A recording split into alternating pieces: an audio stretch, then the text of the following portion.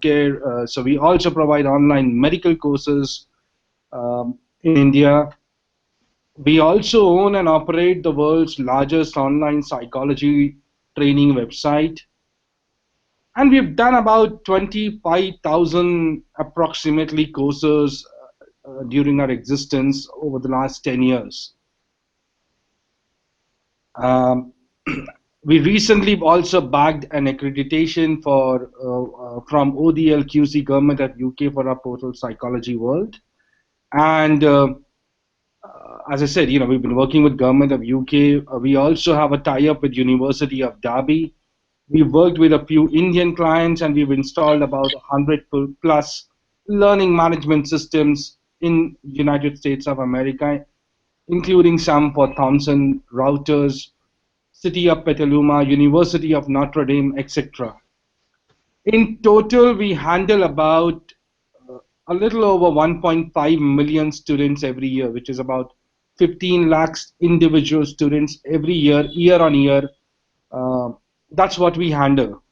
And since all of you are from a teaching background, you would have a sound understanding about the quantum of work that we do.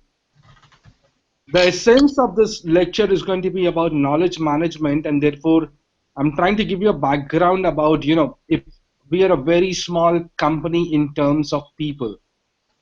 And there is a reason why, when Amardev and myself were discussing the topic of presentation, we decided to zero down to this particular topic. As Amardev ji said that, we operate and the sun never sets, right from New Zealand, Australia, to every possible time zone, all the way to USA, Canada, and Hawaii. There is a student doing one of our courses at any given point of time. You could also Google a little bit about me by using the search term Shabad Mishra. And I hope that I don't bore you for the rest of the session. I've taken about 3 minutes to give an introduction to the company. I will allow you to ask questions, once I come to a phase, but the entire crux would be I'm going to talk A, about learning, B, about e-learning, C, about knowledge management, and all this would be probably done at a very fast pace because all of you know what is learning. Most of you would be aware of e-learning, and I'm going to come to the practical implementation of the processes and systems that I will demonstrate to you live, which you can watch on your screen. I'm going to come straight to learning, and I hope that all of you are able to see the slides on your screen. Yes, sir, we are. Thank you. So normally this would have been a little slightly more interactive session, but unfortunately I'm not there, and I really cannot get into a question answer mode. So I'm going to be talking, and if you disagree on anything, please feel free to stop me there. People define learning as characterized by persisting changes in attitude, beliefs, capabilities, knowledge, mental models, etc. But psychologists, and so do I, firmly believe that nobody can teach. As teachers, you really cannot teach anybody. It is the student who will learn. A teacher can only provide certain parameters, aids, and impart knowledge which may or may not enter the head of the student. So the absorption of knowledge or learning is determined by the state of mind of students. And therefore you will see that you normally teach students in batches, years, first year, second year, third year, and you would notice that some students are bright, but some of them obtain high level of marks. They may or may not have the requisite knowledge. In India, we always face a very crucial task. We have too many engineers, but not all of them are employable. That is how it gets addressed, that if they do not have if we are not able to influence this information that we impart to them or the knowledge that we impart to them, it is a futile attempt to change someone. I also firmly believe that in for example, if we were to take automobile engineering, I have come across people who are qualified automobile engineers but cannot open or repair uh, a simple issue with the car, whereas an unqualified mechanic would be able to do so without any formal training. So we do say that it is intended and structured, or could be incidental or unstructured.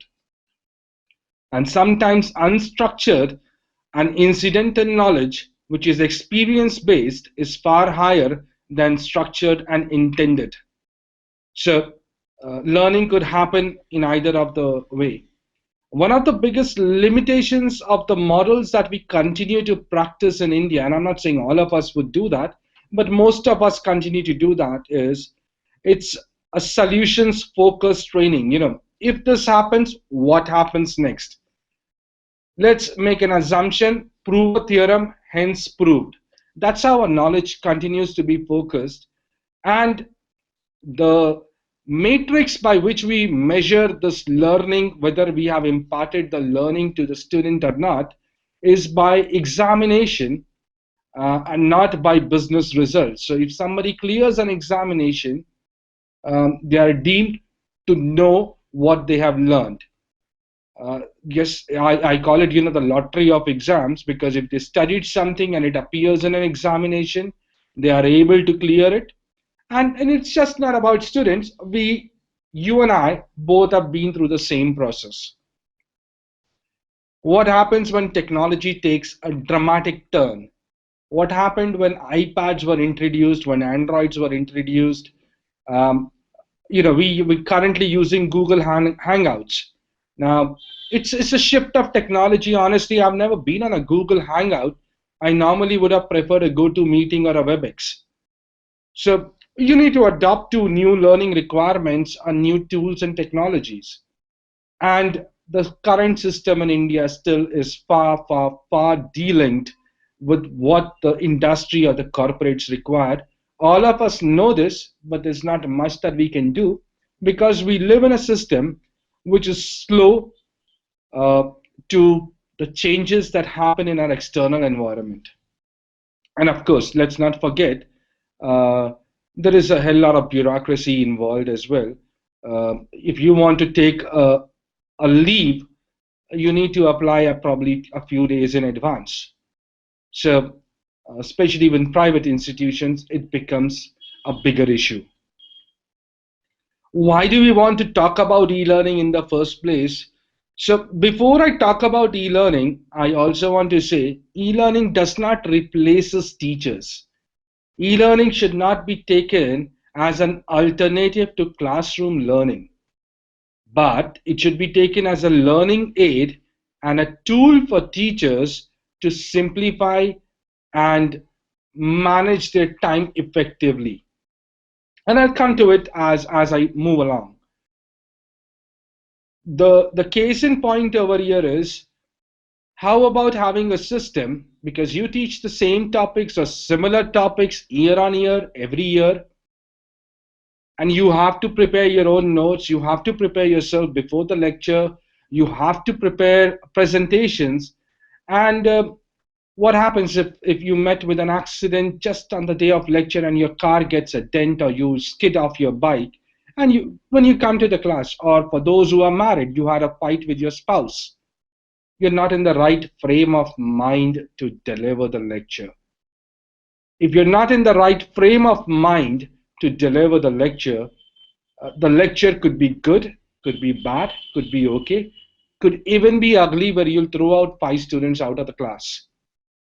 It happens. We are all humans, and these things are part and parcel of the academic life that we live in.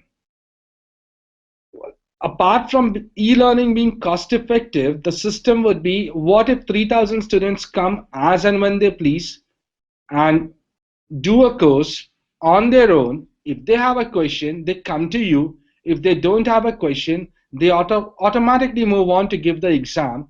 They give the exam, which even if it's an open book test, they need to have the knowledge, and thereafter they take a certificate and get out. You would be able to cater, instead of the current lot of 60 to 100 students in a classroom. Some could say that, that's much high. We do probably 30 to 60 students in a classroom. But no matter what the numbers are, what if, we do about 3,000 students at a single point of time, at any given point of time. We got 3,000 students on our system coming and taking a course, giving an examination, taking a certificate, and going out, at their own free will. Now, this would not be easily digested by the giants of our academic industry. UGC may have certain issues about it. Uh, the ethos on which our academic system is built may not completely agree with it. But whether you like it or not, this is going to be the future, and this has already been implemented in a number of colleges, universities, and academic institutions. I'm not going to get into the ROI of e-learning, which is return over investments, but e-learning is certainly cheaper than on a per student basis. When you look at the total cost involved for e-learning vis-a-vis the total cost involved of having a classroom training. For example, I'm delivering this lecture, and all that I needed was a laptop, which I already had, and an internet connection, which again is available in my office. And I don't have to spend money to go to Chandigarh to do this lecture in front of a live audience. I can do it over here from from the comforts of my own office. And you probably are listening to this lecture from the comfort of your own institute. Now, one of the roles that teachers, and this is not the only role, teachers play a much bigger role. One of the roles is of being an instructional designer, because it's a very complex and challenging task. You do not have a student in front of you. They may not, some of them may never even get in touch with you, but you still have to impart training.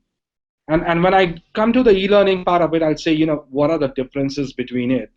But we need to design a course which is easy to understand, addresses to the least common denominator, which implies the weakest student, and is easy to understand as well as interesting. Biggest issue in academic world is students often complain, the subject is boring.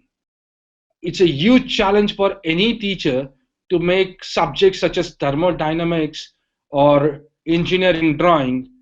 I do understand all of you are from technical backgrounds, so how do you make such subjects interesting? Engineering mechanics, how do you make it? Mathematics, how do you make it interesting? You cannot add jokes into it. You cannot add cartoons into it, and you cannot even speak like a Tom and Jerry to teach mathematics or engineering drawing or engineering mechanics or basic electrical electronics, whatever. The core subjects that engineering has are technical in nature, complex in nature, and require a very different mindset from the current lot. Nonetheless, if you have to do it, so there are some subjects which will continue to be different aside and may never be able to come onto the online platform. But then we have something called as Khan Academy. I don't know whether how many of you have actually heard of it. It's owned by Mr. Salman Khan, funded by Bill and Melinda Gates Foundation, and claims to make mathematics easy and fun to learn. I have tried it once. My opinion might differ. I never found. I've always found mathematics to be boring. Nonetheless, I am still an engineer and as well as a university topper. But I've never found mathematics interesting as it should have been. But Salman Khan claims to be doing so. A lot of people like it, contrary to what my individual perception about the content is. But at least half the world believes that he has made mathematics simple. So if he can do it, so can you, so can I. Instructional design is something which all teachers would probably, if you have done anything to do with education, you would have some idea of it. Um, it basically is akin or similar to experiential learning, but over a laptop or over in the comforts of your classroom. So you use simulation, you use animation, you use interactivities. Try to involve the student to give them a scenario-based learning at some time. Sometimes it is just theory, and the idea is to rapidly train large number of people. Now, training large number of people is, anything that we do in mass is process driven. So when you have a weak student in class, so probably the weak student in class will have to go and take extra tuitions or extra efforts, and you would want to continue with the pace of completion of your syllabus because you yourself have a deadline to achieve. So it draws the theory of B.F. Skinner and uses behaviorism, constructivism, social learning, and cognitivism as the elements of learning. Now, behaviorism.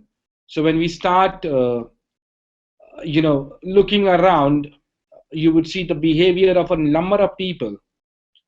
Um, Put together 4 or 5 bunch of kids in a room. One child starts crying, and I'm talking about infants and not really BTech students, but if one child starts crying, you will see that another child will start crying as well. Constructivism, give them a series of blocks, and you would soon start that, either they'll start chewing it, biting it, or building blocks after. Social learning goes along with behaviorism and constructivism, but again, they start adopting the habits of the surrounding people. So, uh, you know, Sector 18 in Chandigarh, Sector 18, what do you go and do there? So they say tapri karne jayenge. I don't know. Yeah, there's a lot of things that they say. People sitting in Meerut will say, let's go to Nauchandi ka Mela or Numaish in Muzaffarnagar. Again, I'm not very prevalent or very conversant with the local lingos, but each one of us has a lingo and a style of talking, and this is adopted by the society that we live in. Same goes with the style of dressing, same goes with the style of eating, and this is all about social learning. And then cognitivism is when we start using our brains and differentiating between right and wrong. And that's where the cognitivism theory, again, I'm not going to delve into any of the theories further because they by themselves are, more than the time that has been allocated to me. One of the biggest theories that we use is called the Bloom's taxonomy, which says that we use cognitive, psychomotor, and affective influences in designing any teaching. So every professor, every teacher, when they teach, they draw upon their own inferences based on the experiences that they have had, whether during their student days or whether during their internship days or whether during their working days. And these models eventually, are using what I call as the process-driven teaching methods. Now, teaching, the way we teach, we don't have a Gurukul Parampara right now that, we got a Dronacharya and an Arjun, and he spends the rest of his life teaching Arjun how to shoot, using a bow and arrow. So we don't have a one-to-one student-teacher equation anymore. Even with private tuitions, that is not possible anymore because the number of students are much higher, the number of teachers are much lesser, and the teacher has not only academic workload, but also administrative workload, as well as family responsibilities. So it gets a little tough for the teacher. Then again, we got a cognitive theory of Sweller, which talks about cognitive load theory, which means that how much of working memory can a student use, and how do they. So if I continue with my lecture for the next 7 hours, you might actually be asleep, or you will not know what did we actually discuss or talk about during this session. And then we use multimedia as a mode of delivery, which implies that anything which is visual will have a far better retainership in our mind than just the talks. So if I keep talking, I don't know, I'll probably just look at it, how many of you are asleep. No, I see most of you awake. So if you continue talking all the time, the amount of content that you retain is much lesser. But if you view it, you experience it, you'll remember it for a longer period of time. Sorry about that.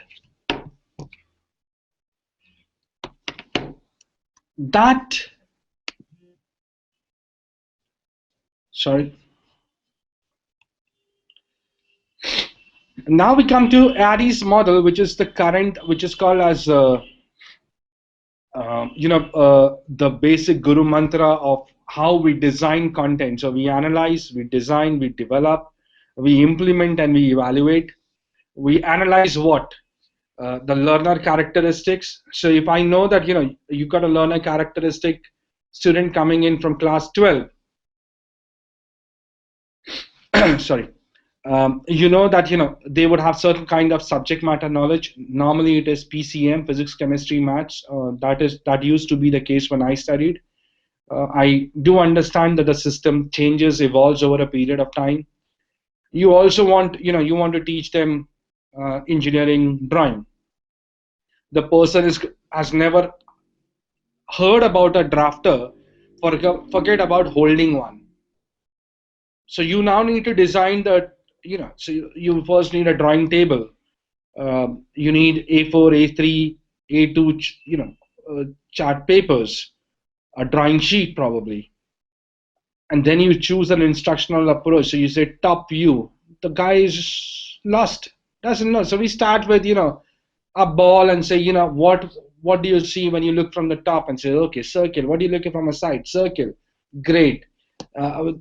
When I studied, there was a Russian approach and the American approach. I'm not sure whether it is still the same. And I've studied years ago, probably 1992, 93, when I studied engineering drawing. So, I beg your pardon, but I wouldn't remember anything. And then we create our training materials, which is said, how are you, what will be your approach towards teaching people technology or technical subjects, BJT, FET, people learning today's on today's Pentium. I don't need what do I have? It's an i7. So people learning on i7, and you want to teach them 8082, 8083, 8085. How will they grasp it? BJT, FET. They need to correlate, that eventually the microprocessors that we are talking about, how they evaluated what is interrupt request, what are zeros and ones. And if I were to ask you, show me how zeros and ones operate on an i7, you would be lost as well. The curiosity is, yes, we need the elementary knowledge, but somebody having elementary knowledge about microprocessors, can they really understand the current technology and relate to what they are studying? And the real answer is no, they are unable to do so, but they still manage to clear the exams, and they still manage to pass out. And thereby, there exists what we call as a knowledge gap. We'll come to it very soon. I'm not going to take more time. And then we implement, which is you do it on a classroom teaching, we do it on an online platform, and you evaluate. So you need to do a knowledge check. You can ask a question within the class. Okay, so what did I talk about? Or you put an examination at the end of the day, or an assignment. So very simple. How do you create an e-learning course? You create a storyboard. So you put in your content, you decide how are you going to present it. This is exactly very similar to how you teach. So nothing different, except the steps are, so you prepare your presentation. A presentation can also be converted into a storyboard. You use an authoring tool. The current most famous authoring tool being used is a Storyline. Earlier we used to use Flash, but Flash is now becoming redundant. A lot of people don't accept it. It doesn't work on an iPad, so a lot of people don't want it. It was one of the best and continues to be the best authoring tool, but Storyline is overtaking it because it gives you an HTML5 output. Sorry, slightly technical, but HTML5 works on an iOS as well as an Android, which is what people prefer to have. And Flash does not work on an Apple product except Safari on a laptop. The development is nothing but putting the storyboard with a user interface in an authoring tool. Why do you want to first develop a PowerPoint presentation and then author it? Because the authoring tool will help us track the progress. So it's a technical tool which will help us track the progress of a student. And the development is done in modules called as SCO, which is shareable content object. Each SCO is a reusable object, so I can create multiple COs. For example, you have a BTech in mechanical, electrical, civil, electronics, instrumentation, chemical, and all of them have first year courses which are common. So if you create for one faculty or one stream, you can reuse it for the rest as well. Integration involves putting together all elements into a single folder. We call it a SCORM compliant course in technical languages. We wrap it on this, it is zipped into and made into a zip file, and finally it is loaded on a learning management system. So any questions so far? I'm sorry, gone a little technical over, but any questions so far? I see all of you on mute over here, so I'm assuming that there are not going to be any questions. But we will come to question answers by the end of this.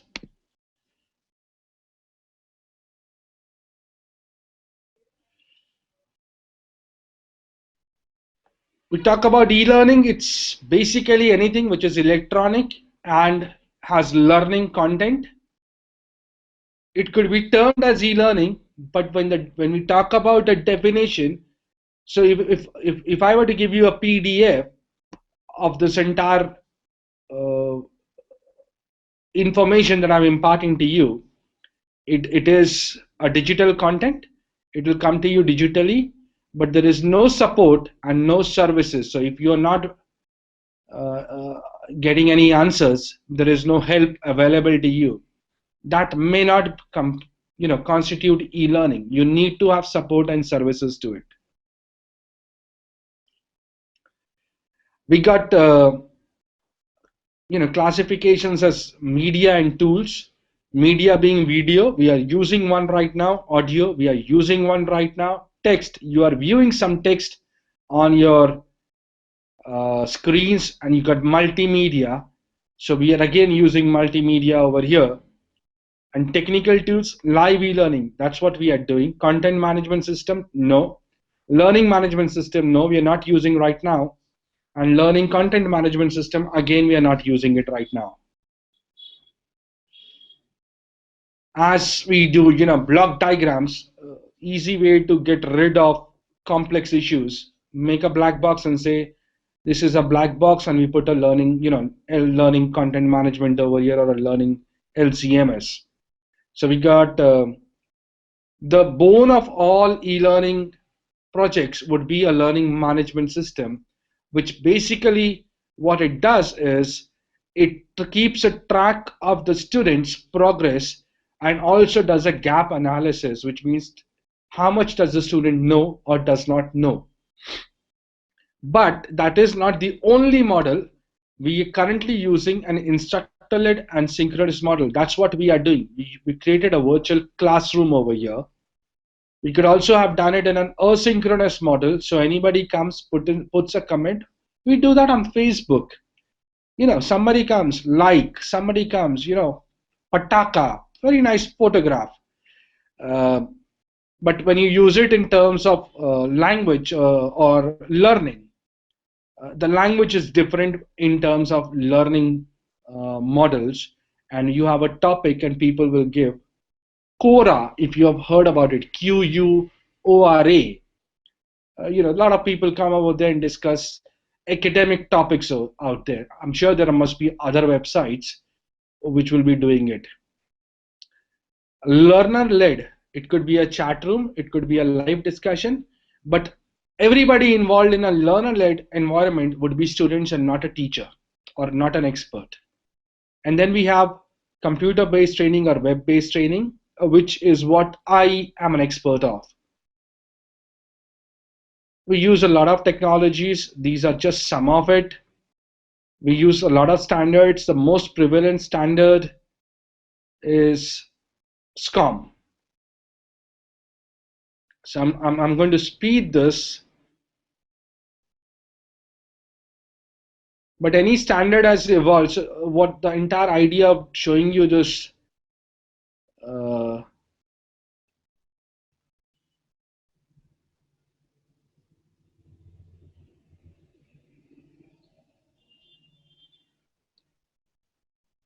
so if you were to look at it, the SCORM which I've circled is the standard, and LO, learning object metadata, is something which even SCORM uses now. And everybody's trying to get to a stage to get an ISO standard, but it has still not happened because of the unique, the number of diversities involved in e-learning is Germany follows a different system, UK follows a different standard, America follows a different standard, Japan follows a different standard. So they all have adopted SCORM as a universal standard, and SCORM 1.2 continues to be a de facto standard for the last 10 years. So you can imagine that the amount of disagreement people have. SCORM has eventually evolved as a de facto standard. ISO is still this is something which is a market scenario. It continues to change. I'm not going to get into the major players. In India itself, we got about 1,000 plus e-learning development companies. Now, I've taken about 20 odd minutes to cover both the learning and the e-learning part, and the intention has been because the topic is knowledge management, so I wanted you to understand that for us, knowledge is what we teach or impart to the students. And this is our knowledge as teachers. And we need to probably, we have to put in a lot of effort for every classroom teaching that we do. Sometimes we're not in the best of health. I'm a slightly under the weather today, but we still have to deliver. We still have to do our duty. Sometimes you got family obligations. I've already said academic, administrative workloads. Sometimes you'll be asked to complete the syllabus and go for an election duty. I don't know how you manage it. Hats off to you people, but you still are able to manage and still able to teach. It's sometimes you are truly being a superman or a superwoman when you do so many things. Some of the lady teachers even go home after all this work and have to go and cook food. So hats off to people who do this job. But there exists a model where again, knowledge most of you would be aware of could be implicit, explicit, implied, intended, unintended. So I'm not going to get into the definitions of knowledge management. What I'm going to get into is how does it help you?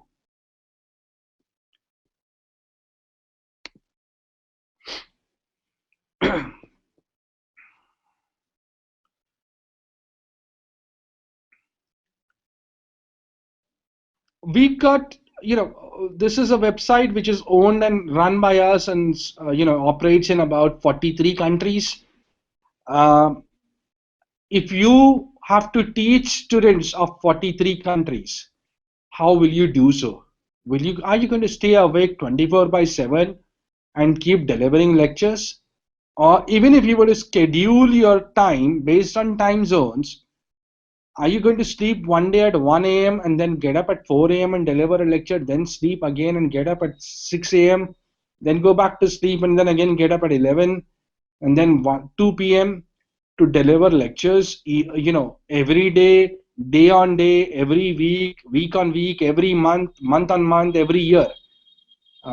You're going to die, or you're going to go crazy and you'll come to Agra where we have a mental asylum. So, humanly not possible to to deliver lectures to 43 countries, 3,000 students. Now, as I was mentioning, the reason why we zeroed down to this lecture was also I was invited by Dialbag Educational Institute, which is very close to my office in Agra. My entire business operates from United Kingdom, but I live in Agra. I've used technology as a tool to build this business. You could use technology to make your life a little simpler. So saying I was invited to Dialbag Educational Institute, Agra, where they want to introduce an executive MBA. The Department of Management has got about 14, a staff of 14 people, and let's assume all 14 are teachers. And they already do a BBM, an MBA, a co-opt MBA, an integrated MBA, a distance learning MBA. This is a staff of 14 people. And now they have been asked to do an executive MBA, again within the staff of 14 people. So the dean of this department, the faculty, had actually invited me and said, Shab, please help us.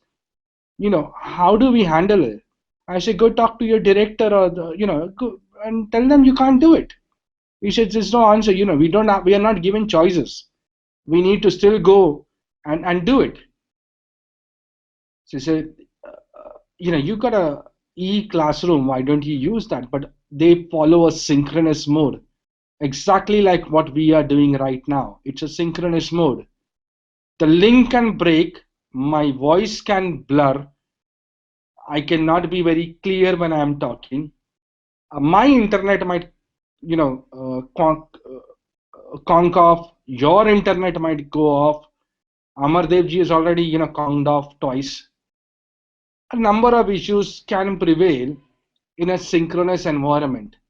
And what, you know, if, we got just a honk coming from the background, uh, there could be n number of issues. My health could go down. You're feeling hungry or you're feeling sleepy.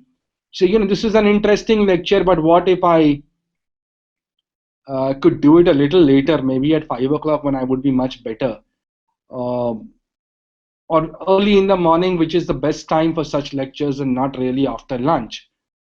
So this is a huge challenge with synchronous learning, and therefore we ask technology advisors, as academic advisors, and as practitioners of technology and academics, always suggest that if possible, go for an asynchronous mode, record your lectures, create them into modules, get it into a SCORM compliant mode so that that students cannot really cheat you. You've got an obligation towards the parent and the society that you need to groom the students who have come to you into becoming knowledgeable and better human beings. I'm not going to make any political statement of what has been happening in the country right now, but at least better human beings and qualified people when they pass out of the annals of the academic institutions that they have studied in. And that is your moral responsibility, that is your professional responsibility, both as teacher as well as a citizen of India. So how do you make your life simple? When the number of students are increasing, your roles and responsibilities are increasing, and that's how what you do it. So what you're right now seeing on your screen is a website called Psychology World. I'm scrolling it down. I'm going to go to the home page first. You see this pop up. This comes because we have a number of partners and they sell voucher codes. So this is a website which is about a year and a half, 1 year, 2 months old to be precise. We have now ODL QC accreditation. We got about 23,000 students so far with us. At any given point of time, 3,000 students would study with us. And when a student buys a course, so we got 8 courses. There are about 5 more which are coming live, which are your Derby courses, and 2 more which we have developed. So we got leadership. Okay, before, a little bit of fun over here. You see this certificate course in dog psychology, and this, sir and ma'am, is our best-selling course across the world. We've sold about 2,000 plus licenses of this course. For us, there is no difference. Again, this is a joke, not to be taken seriously. For us, there is no difference between DOG and GOD. For us, dog is a form of God, helped us survive when our courses were not selling initially. So it's amazing. People buy this and they're very happy. We got very fabulous feedback for what we have designed. And when we designed it, people were laughing at us. Some of you might be smiling when you hear that, our bestseller is a dog psychology course. Of course, we also sell leadership. We also sell counseling. We also sell sports psychology, addiction, stress management. We about to bring in, more courses like dementia, introduction to psychology, conflict management. A lot of these courses are interspersed with management as well, because both dwell with the psyche of humans. So that's what the background is. But coming to, how do we manage the knowledge that we have created? And again, knowledge management is different for different industries, but we are academicians over here, and therefore, so when a student comes, registers with us, goes to the student login page. And what they see over here is a username and a password. Now I'm going to log in as an administrator. So what you're now seeing is the site actually has changed, and you have moved from the website to the learning management system. It has been so integrated that you just have a login page, but the look and feel of the website on the pages remain more or less the same. I'm going to log in as an administrator, so I will have access to all the courses, and I'm going to show you, what happens when you log in. You will see the courses as available courses. So for a student, what they will see is for a student, what they would see is the courses that they have purchased or they have enrolled on. What we have done over here is we found a fantastic video of Carl Rogers on person-centered therapy, which is more of a prelude or a trailer about counseling. It's on YouTube. Now, we've used YouTube video, embedded it over here on our learning management system. So it's not my video. Somebody actually created a video, has put it on YouTube, like you might do on this lecture or some of the lectures that you do. And a smart guy comes and says, oh, this is fantastic video, I wish I could use it. Go and, if you were to look at the licensing, YouTube allows you to embed videos, share it, propagate it. Yes, some of these videos might have advertisements on it, but that's okay. Students at the end of the day are more concerned about the content of the uh, video, or the content of whatever is the learning aid, not necessarily a video. Some of us have used slide shares. Some of us have used, the biggest knowledge management system I keep telling to Amardev ji is Google. I call it Google Chacha, some call Google Baba, some call it Google Mama. We each try to relate to the huge repository of information. And the issue that happens with Google is, how do you differentiate between what you need to choose and what you need not choose, or what you need to reject, because it has got right as well as wrong information. Anybody can create a page, get it indexed on Google, and it will still show it does not guarantee the authenticity of a particular subject, and therefore the need of a subject matter expert. The entire idea is you could record your own knowledge for generations, uh, which can come and actually use it if you are an expert of any subject. If you are going to ask me whether I have done so, actually, yes, I have done so. So there is a Renaissance channel on YouTube where we showcase some of the content that we create. Now, this what you're seeing over here is a learning management system, but again, this is what the student sees. What I would be interested in telling you and showing you is what you would like to see once you've uploaded the content, because I've already showed you what content is all about, how you can create a course, and if any one of you wants any help, feel free to contact me. I do not charge money for consultancy, unlike other experts. I think it is my moral duty and obligation that more and more people should adopt to technology and use it for their own benefit. So first is, what was I saying is right or wrong? So let's go and check it. You see 2,208 users are currently enrolled with us. Now these are unique users. Some of these users are actually enrolled in four courses. Some of them have purchased all 8 courses.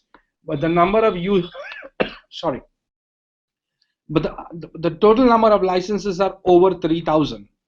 But 2,208 users are actually currently enrolled with us. A question would arise, what happened to the 22,000 that you spoke about? Well, we have to, once the course is over, we suspended them, and we take them out of the systems, because otherwise the system might get overloaded with a lot of data. I see one AI piper over here. So he's saying sports psychology course. I'm going to go to sports psychology course introduction and see what has AI piper actually done.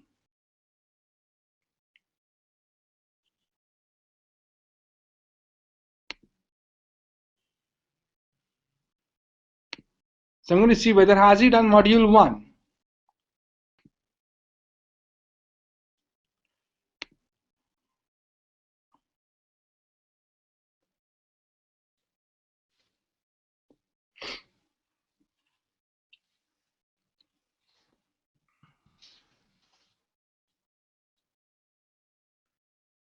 So AI Piper has logged into my system, but not started module 1. So that's a level of, I can see who's completed over here, who's not attempted, who's incomplete.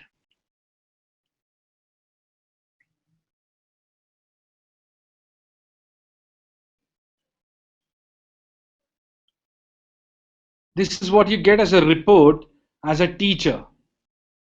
I'm going to go back to the admin section.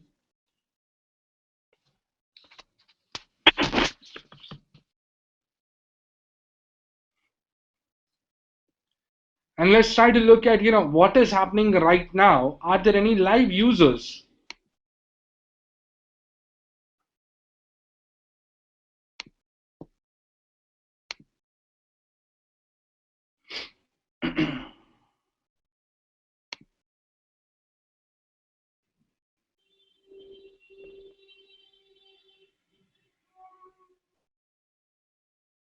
You'll see that there's a student by the name Tina Everett, which is currently doing New Age addictions.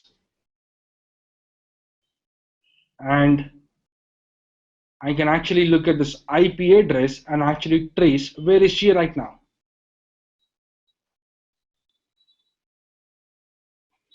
We got another student, Jacqueline Shannon. She's doing stress management module 1. And just to give you an idea about how we do this, we copy the IP, go and do trace IP.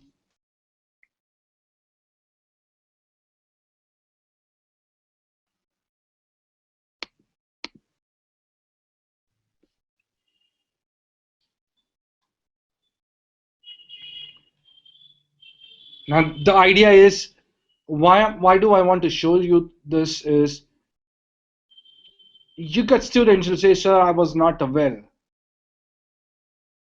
I could not do this, or I am in so and so place. If you've given an assignment and you want the assignment to be done, now I'm going to come to what all is possible with this entire method. It's taking a slightly bit of time because we got Google Hangouts working over here.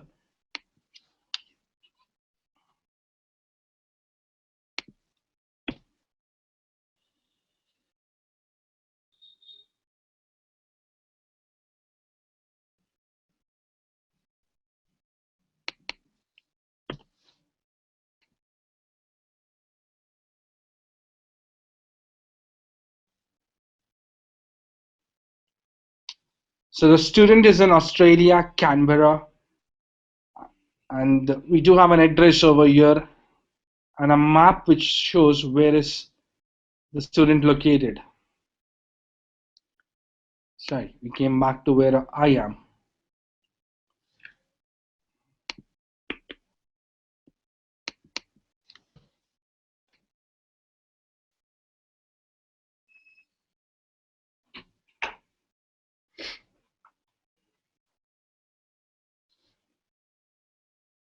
So we get actually a map of Australia, at the coast of Australia, at Canberra, where the student was located.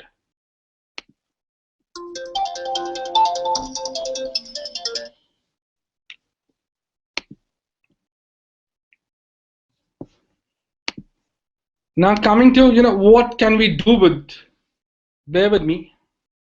Hello? Yes? Yes?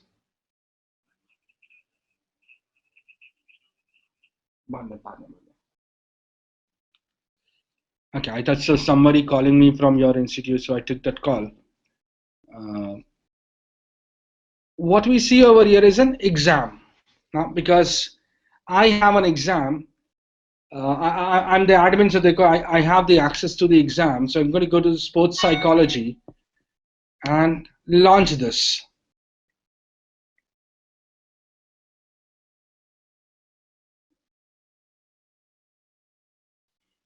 It will take a bit of time for the exam to appear on your screen.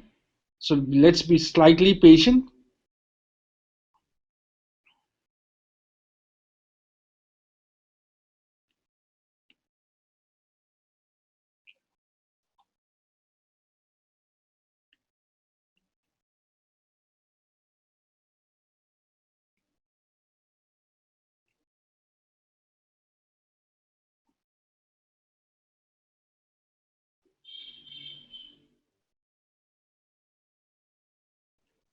Now, while it loads, I could continue over here and say that, there are various methods of how you could actually design this examination. One could be multiple choice quizzes. The second could actually even be a written assignment that you can use to submit and evaluate. We normally do not suggest a written examination unless or written assignments, because it increases to the time that a professor will have to spend in teaching the students. There is also the rubric model where you can actually go and evaluate something uh, which a student would have given earlier. So no matter what your requirements are, you know, you could actually use this. We use the multiple choice system because A, it's easy for us. B, it's measurable. C, we at the end of the day, we're more of a commercial organization getting into an academic stream and offering beginners level courses and not really professional level courses.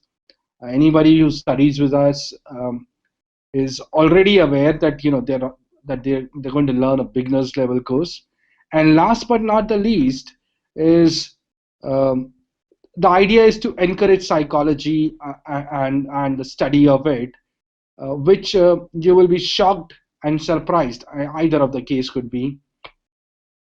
The total number of students who actually study psychology is much higher than the total number of students of the rest of the fields, including engineering, medical, and management put together, study. It is the largest selling academic subject currently in the world. People study psychology more than any other subject. So you say, I don't know the answers. I'm going to go just next.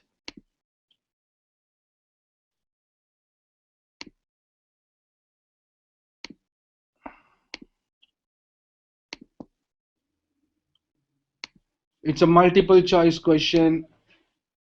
True, false. You just need to. It's like kaun banega karodpati over here. But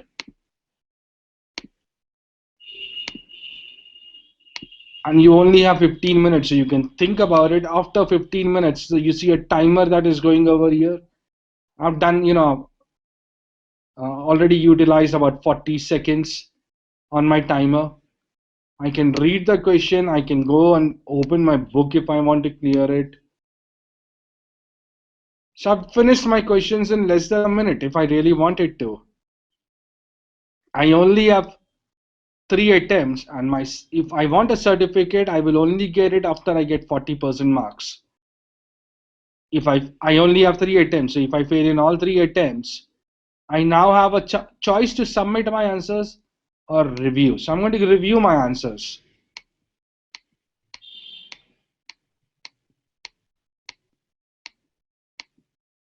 And I'm going to submit it. I'm positive I'm going to fail. Right, I've got 10% marks. I have not passed. I can review and now check what the answers were. So, somebody says, I want a copy of my answers. Well, you have it over here. How did the teacher not give me marks? Well, there you go. Why did the teacher not give you marks? How can I fail? I studied till, and the entire night. Well, check your answer sheet. It's a very transparent system. This is recorded on the learning management system, and therefore, now that I've done it, I can close it. And I'm going to go back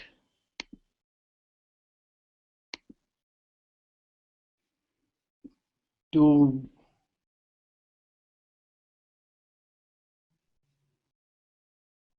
sports psychology is what we were studying.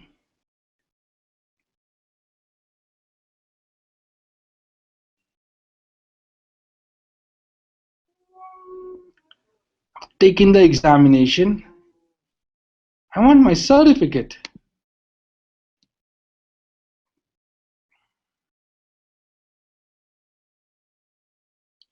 Since I have not passed the examination, there is nothing that I can do over here. I cannot really print my certificate. It starts appearing only after I have cleared my examination. But the beauty about this would be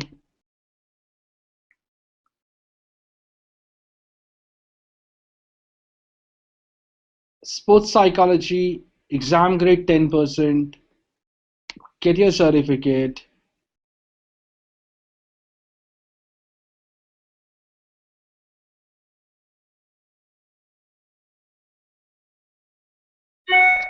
I've got an email over here, which they have emailed me the certificate, and I will get a printout as well.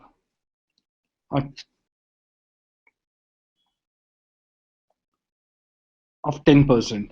Now, this was allowed by me right now so that I can demonstrate to you no matter what marks I will get.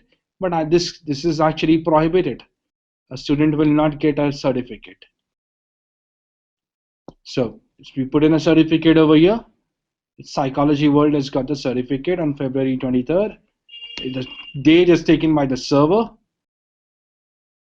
and the sports grade exam, psychology exam grade is. We also have a verification code. So if somebody tomorrow says, now that we are accredited, the certificate does not show that, we can actually verify whether a student has done this. Some of you may not need it. Some of you may need it. From an institutional perspective, this becomes a great way of expanding your outreach to students. You can always club in live lectures and use e-learning as a learning aid. You can also use e-learning, which is basically a knowledge management of the academic interest that you would have, and made it into a repository, allowing students to access it as and when they want it. So that's about it. At this stage, I would like to end my session and invite you for any questions that you may